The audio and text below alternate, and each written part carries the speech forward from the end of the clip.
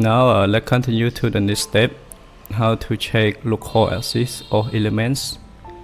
Click on the send contents and scroll down for the 1D element. Where is 1D element?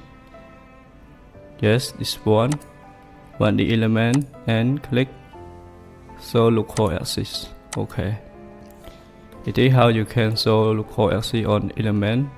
I want to turn on the member direction right now. Okay, yes, this is the local axis of the guard or the side rail, and local axis for the column. Yes, local axis for the column, and you can check the local axis on the raster. Yeah, H along the member, and Y and Z downward for the element.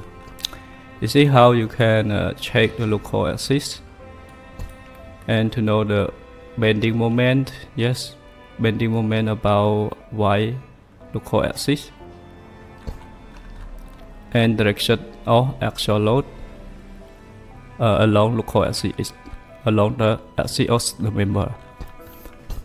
And I want to show you one more option to show the direction of the bearing, direction 1 or direction 2. Click on the structure and click on the show bearing direction. Click on it. Yes, it is the direction 1 and direction 2.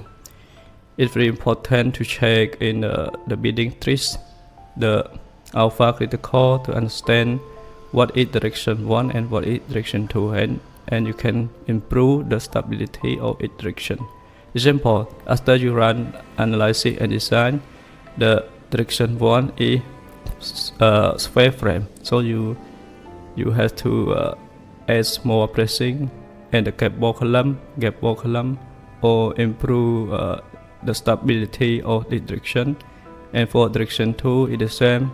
If direction 2 the alpha critical is very low, you can improve it by pressing on the direction of the direction 2. I hope you enjoyed the tutorial. For more details, we'll continue to check, analyze and design of the member. Thank you for your watching.